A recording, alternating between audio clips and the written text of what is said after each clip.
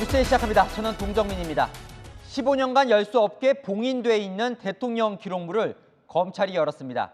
법원 영장을 받아서 대통령 기록관을 압수수색했는데요.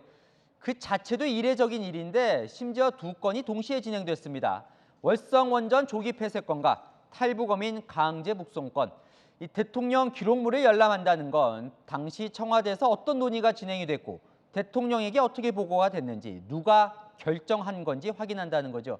시점이 이 검찰 수장이 지명된 바로 다음 날이라는 것도 참 공교롭습니다. 야당은 모든 수사의 목적이 문재인 전 대통령이라고 비판했습니다. 첫 소식 구자준 기자입니다. 세종시에 있는 대통령 기록관 건물로 양복을 입은 남성들이 들어갑니다. 탈북어민 강제 북송 사건을 수사하는 서울중앙지검 관계자들이 압수수색을 온 겁니다. 오전엔 월성원전 조기 폐쇄 의혹을 수사 중인 대전지검에서도 대통령 기록관을 압수수색했습니다. 문재인 정부 때 발생한 두 사건을 수사 중인 수사팀 두 곳이 같은 날 압수수색에 나선 겁니다. 이원석 대검차장이 검찰총장 후보자에 지명된 지 하루 만입니다. 서울중앙지검과 대전지검이 청구한 압수수색 영장은 어제 발부된 걸로 전해졌습니다. 대통령 기록물은 최장 15년간 열람이 제한되지만 국회 의결이나 고등법원장이 발부한 압수수색 영장이 있으면 열람할 수 있습니다.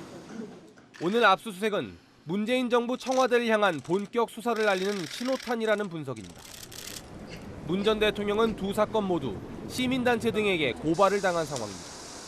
검찰은 지난해 월성원전 관련 백운규 전 산업부 장관과 최이봉 전 청와대 산업정책비서관 등을 기소했는데 공소장에는 문 전 대통령이 청와대 내부 시스템의 가동 중단 시점을 묻는 글을 올린 뒤 원전 조기 폐쇄가 시작됐다고 봤습니다. 탈북어민 강제 북송 사건은 당시 청와대 국가안보실 등의 의사결정 과정을 보여주는 기록물 확보에 초점이 맞춰진 걸로 알려졌습니다. 압수물 분석 결과에 따라 문재인 정부 청와대 고위 인사들의 소환 조사로 이어질 수 있다는 관측이 나옵니다. 채널A 뉴스 구자준입니다.